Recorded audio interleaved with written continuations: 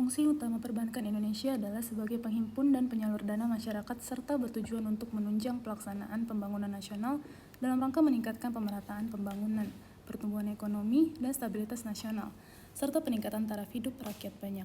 Salah satu bank yang sudah berkontribusi besar dalam jalannya perekonomian Indonesia adalah BCA. Perkenalkan, saya Suyanti Belvina dari Niaga B Angkatan 2020, saat ini sedang memenuhi ujian akhir semester mata kuliah analisis bisnis. Di sini, saya akan membahas salah satu bank terbesar di Indonesia, khususnya menganalisis cash flow perusahaan per Desember 2021. Yang akan dibahas pertama adalah business overview dan yang kedua adalah cash flow analysis. Sebelum memasuki business overview, BCA adalah perusahaan yang memiliki posisi pasar yang kokoh dan berdiri lama di industri perbankan Indonesia. BCA memiliki core values yakni fokus pada nasabah, integritas, kerjasama, dan berusaha mencapai yang terbaik. Selanjutnya adalah mengenai gambaran umum perusahaan. Pertama, segmen bisnis BCA adalah perbankan transaksi. Yang kedua adalah perbankan korporasi, yang ketiga adalah perbankan komersial dan UKM, dan yang terakhir adalah perbankan individual. Berikut entitas bisnis perusahaan, terdapat 8 entitas bisnis. Selanjutnya adalah shareholder composition. Yang pertama yang terbesar dimiliki oleh Robert Budi Hartono, yaitu sebesar 51%. Yang kedua adalah Bambang Hartono sebesar 49%, dan disatukan menjadi 54,94% atas nama PT Dwi Mura Investama Andalan. Sisanya 45,06% diserahkan kepada publik. Selanjutnya saya akan membahas mengenai Porter's Five Forces Analysis. Pertama, mengenai competitive rivalry in the market.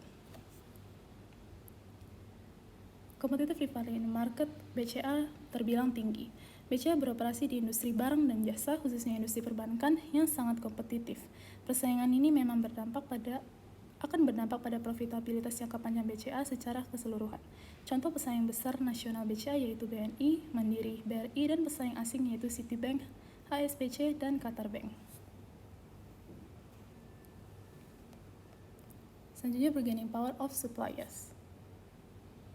Di industri perbankan, suppliers untuk kartu kredit adalah Visa Internasional dengan nama jaringan Visa dan Mastercard Internasional Indonesia dengan nama jaringan Mastercard.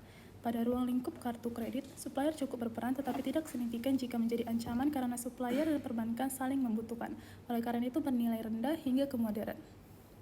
Selanjutnya adalah bargaining power of buyers. Kekuatan nasabah sangat dominan dalam industri perbankan. Nasabah akan sangat mudah untuk berganti atau menggunakan 2 buah sumber bank atau bahkan lebih. Nasabah akan membeli penawaran terbaik yang tersedia dengan membayar harga seminimal mungkin. Hal ini memberikan tekanan pada profitabilitas BCA dalam jangka panjang.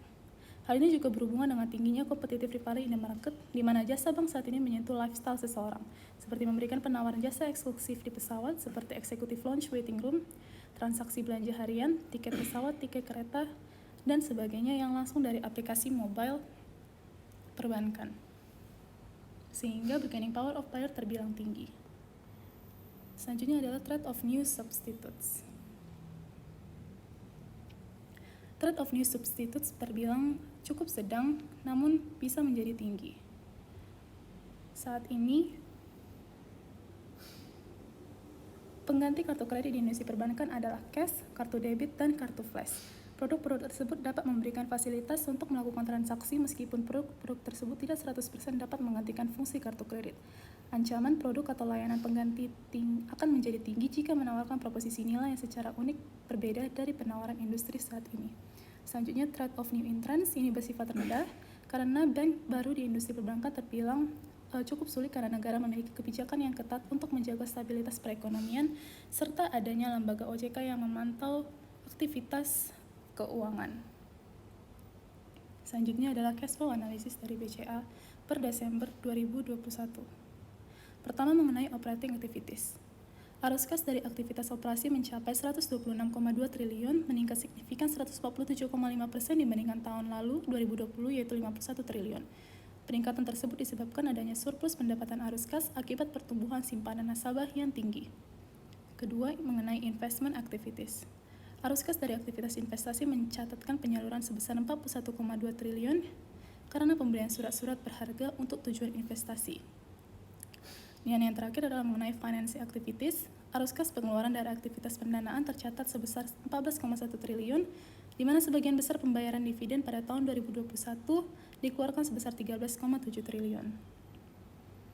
Dengan demikian, selama tahun 2021, BCA membukukan posisi kas dan setara kas sebesar 177,3 triliun, naik sebesar 66,8% dibandingkan tahun sebelumnya sebesar 106,3 triliun. Berdasarkan tabel terlihat bahwa ROA dan ROE naik dari tahun 2020 lalu. NPL turun dari 15% menjadi 2%. NPL sendiri adalah non-performing loan, yaitu pinjaman bank yang pembayarannya terlambat atau tidak mungkin dilunasi oleh peminjam secara penuh. Dengan meningkatnya angka non-performing loan yang tinggi, artinya bank gagal dalam pengelolaan bisnisnya. Selain modal yang dimiliki oleh bank berkurang, modal yang dikeluarkan bank untuk para nasabah juga tidak dapat kembali lagi ke bank. Dan BCA berhasil menurunkan angka NPL-nya di tahun 2021. Dalam akselerasi digitalisasi, BCA terus berinovasi dan berkolaborasi dengan pelaku e-commerce dan fintech untuk memperluas ekosistem dan meningkatkan jumlah nasabah dan transaksi. Pada tahun 2021, laba bersih BCA naik 15,8% menjadi 31,4 triliun seiring pulihnya perekonomian domestik dari dampak pandemi COVID-19. Didukung oleh pertumbuhan dana pihak ketiga dan laba bersih, total aset BCA meningkat 14,2% menjadi 228,3 triliun. Saat ini BCA tetap menjadi bank swasta dengan total aset tertinggi dengan pangsa pasar mencapai 12,5%, naik dari tahun sebelumnya sebesar 11,7%. Berikut pencapaian BCA dan analisis dari Portals 5 Forces hingga cash flow analisis per Desember 2021. Akhir kata, mohon maaf jika ada kesalahan dan semoga materi ini dapat berguna untuk pendidikan. Terima kasih.